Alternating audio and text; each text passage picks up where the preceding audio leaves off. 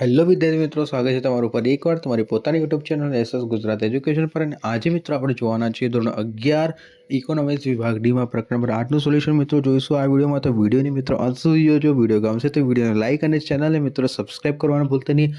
અને મિત્રો તમે જો આખા ગાલા અસાઇનમેન્ટના સોલ્યુશનની આ પીડીએફ મેળવવા માંગતા હોય તો નીચે ડિસ્ક્રિપ્શનમાં તમને મોબાઈલ નંબર આપેલો છે, તેના પર કોલ કરો. આખા ગાલા અસાઇનમેન્ટનું સોલ્યુશન મિત્રો તમને માત્ર ને માત્ર 100 રૂપિયામાં મળી જવાનું છે. તો મિત્રો જરૂરથી નીચે ડિસ્ક્રિપ્શનમાં આપેલ મોબાઈલ નંબર પર કોલ કરીને આખા ગાલા અસાઇનમેન્ટના સોલ્યુશનની પીડીએફ મિત્રો મેળવી લેજો. ઓકે, શરૂ કરીએ. આપણો પહેલા નંબરનો પ્રશ્ન છે ને એ જોતા પહેલાં વિડીયો લાઇક, ચેનલ સબસ્ક્રાઇબ બી કરી દો. ટૂંકનો લખો ઉદારીકરણ. શું લખવાનું છે મિત્રો? ટૂંકનો લખો ઉદારીકરણ. તો કે ઉદારીકરણનો અર્થ, ઉદારીકરણ એટલે સરકારી અંકુશો અને નિયમોને ક્રમશઃ ઓછા કરી બજાર તંત્ર દ્વારા આર્થિક નિર્ણયો લેવા. ઉદારીકરણનો અર્થ કે ઉદારીકરણ એટલે સરકારી અંકુશો અને નિયમોને ક્રમશઃ ઓછા કરીને બજાર તંત્રના આર્થિક નિર્ણયો લેવા. તેથી વ્યવસ્થા ઊભી કરવી. બધા જ આર્થિક નિર્ણયો સરકાર લે તે બદલે ગ્રાહકો, ઉત્પાદકો, વેપારીઓ જ લે, પોતાના નિર્ણયો લે, તે ઉદારીકરણ છે. ઓકે, ઉદારીકરણનો અર્થ શું છે કે ઉદારીકરણ એટલે સરકારી અંકુશો અને નિયમોને ક્રમશઃ ઓછા કરીને બજાર તંત્ર દ્વારા આર્થિક નિર્ણયો લેવા છે, તે વ્યવસ્થા ઊભી કરવી. બધા જ આર્થિક નિર્ણયો સરકાર લે ને બદલે ગ્રાહકો, ઉત્પાદકો, વેપારી પોતપોતાના નિર્ણયો લે, તે ઉદારીકરણ છે. ઓકે, ઉદારીકરણની નીતિમાં ઔદ્યોગિક ક્ષેત્રનું અને વેપાર નીતિને લગતા આર્થિક સુધારાના મહત્વના હતા. ઓકે, તો કે ઉદારીકરણની ઔદ્યોગિક ક્ષેત્ર છે અને વેપારી નીતિ આર્થિક સુધારા મહત્વના જતા. આથી નીતિનો હાર્દ બજાર તંત્ર સરકારના અંકુશો શક્ય તેટલું મુક્ત થાય છે, તે છે. ઓકે, ભારતીય ઉદારીકરણની નીતિ હેઠળ થયેલા આર્થિક પરિવર્તનો એટલે કે સુધારા નીચે મુજબ છે. જોઈશું. પહેલું, જાહેર ક્ષેત્ર અનામત રાખવામાં આવેલા ઉદ્યોગોની સાથે સંખ્યાને ઘટાડી 3 કરવામાં આવી. ઓકે, જાહેર ક્ષેત્ર માટે અનામત રાખવામાં આવેલ ઉદ્યોગોની સંખ્યામાં ઘટાડીને 3 કરવામાં આવી. હા, ત્યારબાદ સંરક્ષણ, શસ્ત્ર સામગ્રીને એરક્રાફ્ટ વગેરે, યુદ્ધ જહાજો, અને ઉપાર્જન અને રેલવે પરિવહન સિવાયના બાકી બધા ઉદ્યોગો અને સેવાઓના ક્ષેત્રોનો ક્રમશઃ ખાનગી અને ખુલ્લા મૂકવામાં નીતિઓ અમલ કરવામાં આવી છે. ઓકે, કેટલાક જોખમવાળા અને પર્યાવરણની રીતે સંવેદન ઉદ્યોગ સિવાય બાકી બધા ઉદ્યોગોનો એકમોનો પરવાના પ્રથામાં મુક્ત કરવામાં આવી છે. આર્થિક સત્તાનું કેન્દ્રીકરણ અને ઇજારાશાહી અટકાવવાના હેતુથી monopolies and restrictive trade practices act MRTP, monopolies most time છે, monopolies and restrictive trades practices act MRTP અને મોટા ઉદ્યોગ ગૃહોને રોકાણકારો કરવા માટે લેવી પડતી પરવાનગીને રદ કરવામાં આવી હતી અને MRTP એક્ટને કોમ્પિટિશન એક્ટમાં બદલવામાં આવ્યું હતું. ઓકે, ફેરામાંથી રેગ્યુલેશન શબ્દ હટાવીને મેનેજમેન્ટ શબ્દ મૂકવામાં આવ્યો. અર્થાત ફેરાનું ફેમાં થઈ ગયું. ઓકે, ફેરામાં રેગ્યુલેશન શબ્દ હટાવીને મેનેજમેન્ટ શબ્દ એમાં ઉમેરવામાં આવ્યો. તેથી ફેરાનું શું થઈ ગયું? ફેરાનું મિત્રો ફેમાં થઈ ગયું. ઓકે, ત્યારબાદ વિદેશી મૂડીરોકાણ માટે આપમેળે પરવાનાની જોગવાઈ કરવામાં આવી. વિદેશી મૂડીરોકાણ માટે આપમેળે પરવાનાની જોગવાઈ કરવામાં આવી. નાના કદના ઉદ્યોગોમાં રોકાણ માટેની મર્યાદાઓ પણ વધારવામાં આવી છે. ત્યારબાદથી બીજું, ટૂંકનો જ લખો ખાનગીકરણ. ભાઈ ખાનગીકરણ એટલે શું જોઈશું, પણ એ પહેલાં મિત્રો તમે જો આખા ગાલા અસાઇનમેન્ટના સોલ્યુશનની પીડીએફ મેળવવા માંગતા હોય ને તો નીચે ડિસ્ક્રિપ્શનમાં તમને મોબાઈલ નંબર આપેલો છે, તેના પર મિત્રો કોલ કરી દો. આખા ગાલા અસાઇનમેન્ટનું સોલ્યુશન મિત્રો તમને માત્ર 100 રૂપિયામાં મળી જવાનું છે. તો જરૂરથી નીચે ડિસ્ક્રિપ્શનમાં આપેલ મોબાઈલ નંબર પર કોલ કરીને આખા ગાલા અસાઇનમેન્ટના સોલ્યુશનની પીડીએફ મેળવી લેજો. ઓકે, જોઈશું ખાનગીકરણ. તો કે ખાનગીકરણનો અર્થ, ખાનગીકરણ એટલે ઔદ્યોગિક માલિકીનું જાહેર ક્ષેત્રમાંથી ખાનગી ક્ષેત્રમાં હસ્તાક્ષર. ખાનગીકરણનો અર્થ છે, ખાનગીકરણ એટલે ઔદ્યોગિક માલિકીનું જાહેર ક્ષેત્રમાં ખાનગીકરણમાં હસ્તાક્ષર. ઓકે, તો કે જાહેર ક્ષેત્રના ઉદ્યોગોની માલિકી સંચાલન સંપૂર્ણપણે અથવા તો આંશિક રૂપે ખાનગી ક્ષેત્રને સોંપવાની પ્રક્રિયા એટલે ખાનગીકરણ. ખાનગીકરણની પ્રક્રિયા તો ખાનગીકરણના નીચે મુજબ થઈ શકે છે. એક છે વિમૂડીકરણ દ્વારા. તો કે વિમૂડીકરણ એટલે જાહેર ક્ષેત્રના ઉદ્યોગોમાંથી રાજ્ય ક્ષેત્રના પોતાનાનો ફાળો ઓછો કરે અને તેનો પાછો ખેંચી લે, તેને ખાનગીકરણ કહે છે. ઓકે, તો કે વિમૂડીકરણ એટલે જાહેર ક્ષેત્રના ઉદ્યોગોમાંથી રાજ્ય સરકાર પોતાનો ફાળો ઓછો કરી અને પાછો ખેંચી લે અને ખાનગીકરણ વચ્ચે કહેવાય છે. ઓકે, કે વિમૂડીકરણ પ્રક્રિયા બે રીતે થઈ શકે છે. એક સંપૂર્ણ વિમૂડીકરણ અને અંતશઃ વિમૂડીકરણ. તો કે જ્યારે જાહેર ક્ષેત્રના તમામ શેરો ખાનગી ક્ષેત્રને વેચી દેવામાં આવે ત્યારે તે માલિકીનું સંપૂર્ણ હસ્તાક્ષર કે સંપૂર્ણ વિમૂડીકરણ કહેવાય છે. અને અંતશઃ વિમૂડીકરણ તો કે જ્યારે જાહેર ક્ષેત્રના 29% કે 49% શેર ખાનગી ક્ષેત્રને વેચી દેવામાં આવે ને તેને અંતશઃ શું કહેવાય, ત્યારે તેને અંતશઃ વિમૂડીકરણ કહેવામાં આવે છે. 29 કે તેથી 49% તે ખાનગી શેર વેચી દેવામાં આવે તો તેને અંતશઃ વિમૂડીકરણ.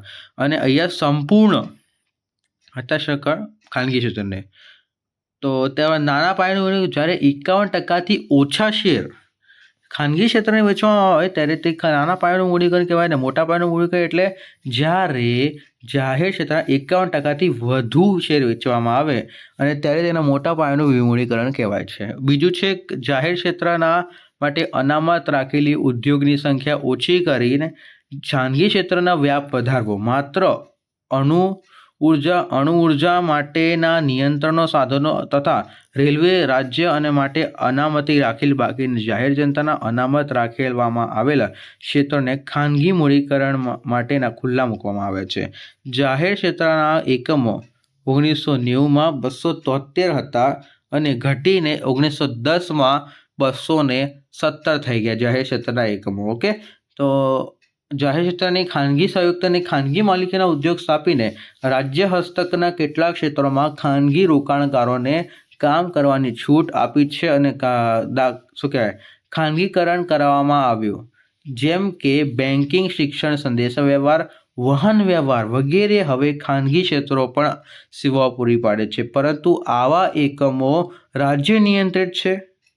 ટૂંકમાં નોંધ લખો તો કે વિમૂડીકરણ દ્વારા વિમૂડીકરણ એટલે જાહેર ક્ષેત્રના ઉદ્યોગમાંથી રાજ્ય પોતાનો ફાળો ઓછો કરે છે અને પાછો ખેંચે છે, ખાનગી ક્ષેત્રને વેચે છે. ઓકે, તો વિમૂડીકરણ પ્રક્રિયા બે રીતે થઈ શકે છે. આમાં સંપૂર્ણ વિમૂડીકરણ જ્યારે જાહેર ક્ષેત્રના અહીંયા વિમૂડીકરણનો અર્થ આપણે લખવાનો છે. તો કે વિમૂડીકરણ શું છે? વિમૂડીકરણ એટલે જાહેર ક્ષેત્રના ઉદ્યોગમાંથી રાજ્ય પોતાનો ફાળો ઓછો કરીને પાછો ખેંચી લે છે તે ખાનગી ક્ષેત્ર કહેવામાં આવે છે. ખાનગી ક્ષેત્ર વેચે છે. વિમૂડીકરણની પ્રક્રિયા બે રીતે થઈ શકે છે.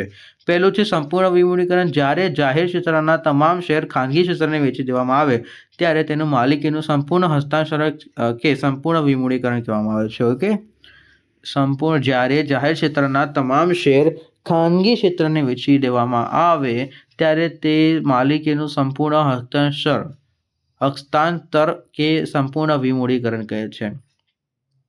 અંશતઃ વિમૂડીકરણ તો કે જ્યારે જાહેર ક્ષેત્રના 29% કે 49% શેર ખાનગી ક્ષેત્રને વેચી દેવામાં આવે ત્યારે અંશતઃ વિમૂડીકરણ કહેવામાં આવે છે. નાના પાયાનું વિમૂડીકરણ કોને કહેવાય? તો કે જ્યારે 51% કે તેથી ઓછા શેર ખાનગી ક્ષેત્રને વેચવા દેવામાં આવે ત્યારે તે નાના પાયાનું વિમૂડીકરણ કહે છે. અને મોટા પાયાનું વિમૂડીકરણ કોને કહેવામાં આવે છે? કે જ્યારે જાહેર ક્ષેત્રના 51% કે તેથી વધુ શેર દેવામાં આવે ત્યારે તે મોટા પાયાનું વિમૂડીકરણ કહેવાય છે. ત્યારબાદ વૈશ્વિકરણ સમજીશું. તો વૈશ્વિકરણનો અર્થ તો કે વૈશ્વિકરણ એટલે દેશના અર્થતંત્રને વિશ્વના અર્થતંત્ર સાથે વધુને વધુ સાંકળવાની પ્રક્રિયા. દેશના અર્થતંત્રને વિશ્વના અર્થતંત્ર સાથે વધુને વધુ સાંકળવાની પ્રક્રિયા. વૈશ્વિકરણ દેશને દુનિયામાં દેશો સાથે આર્થિક સંબંધો વધારીને દેશના અર્થતંત્ર પર મૂકેલા અંકુશોને ક્રમશઃ નાબૂદ કરે છે અને આત્મનિર્ભરતાની દિશા ખોલે છે. વૈશ્વિકરણ માટે મહત્વની બાબતો કે આયાત નિકાસ પરવાના પદ્ધતિ સરળ બનાવવામાં આવી છે. વૈશ્વિકરણમાં આયાત નિકાસ પરવાની પદ્ધતિ સરળ બનાવવામાં આવી છે. રૂપિયા અન્ય દેશોના ચલણ સાથે વિનિમય દરને ક્રમશઃ મુક્ત બનાવી હુંડિયામણના ખરીદ વેચાણને સરળ બનાવ્યું છે. દેશના અર્થતંત્રમાં સીધા વિદેશી મૂડીરોકાણને મુક્ત બનાવ્યું છે. દેશના ઉદ્યોગકારો રોકાણકારોને અન્ય દેશના સાથે આર્થિક વ્યવહારો કરવાની છૂટ આપવામાં આવી છે. ઓકે, રાજ્ય દેશના વિદેશના ઉત્પાદકો રોકાણકર્તાઓ માટે તટસ્થ નીતિનો અમલ કર્યો. અન્ય દેશો સાથે સાંસ્કૃતિક સામાજિક સંબંધો સરળ બનાવ્યા છે. ટૂંક નોંધ લખો. વિમૂડીકરણના પ્રકારો. શું વિમૂડીકરણના પ્રકારો? તો કે એ જ આપણે જોઈ ગયા, એ જ ફરીથી આવ્યું છે. સરકારે જાહેર ક્ષેત્રને પોતાના માલિકી શેર ખાનગી ક્ષેત્રને વેચે તેમ વિમૂડીકરણ કહેવામાં આવે છે. વિમૂડીકરણના પ્રકારો: સંપૂર્ણ વિમૂડીકરણ, જાહેર ક્ષેત્રના તમામ શેર ખાનગી ક્ષેત્રને વેચી દેવામાં આવે તો એને સંપૂર્ણ વિમૂડીકરણ કહે છે. અંશતઃ વિમૂડીકરણ કે જાહેર ક્ષેત્રના 29% કે તેથી 29% કે 49% શેર ખાનગી ક્ષેત્રે વેચી દેવામાં આવે, 29% કે 29% શેર ખાનગી ક્ષેત્રે વેચાણ તેને અંશતઃ વિમૂડીકરણ કહેવાય.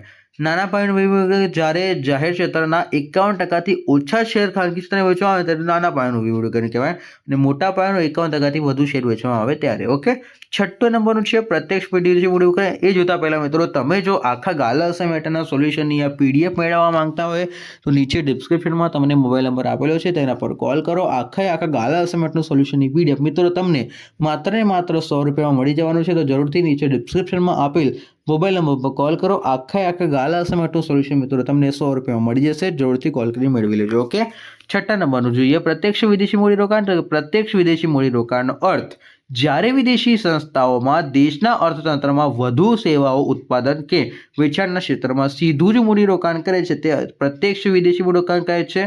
પ્રત્યક્ષ વિદેશી મૂડીરોકાણનું સ્વરૂપ પ્રત્યક્ષ વિદેશી મૂડીરોકાણ સીધા મૂડીરોકાણ અને નવી ટેકનોલોજીના સ્વરૂપે આવે છે.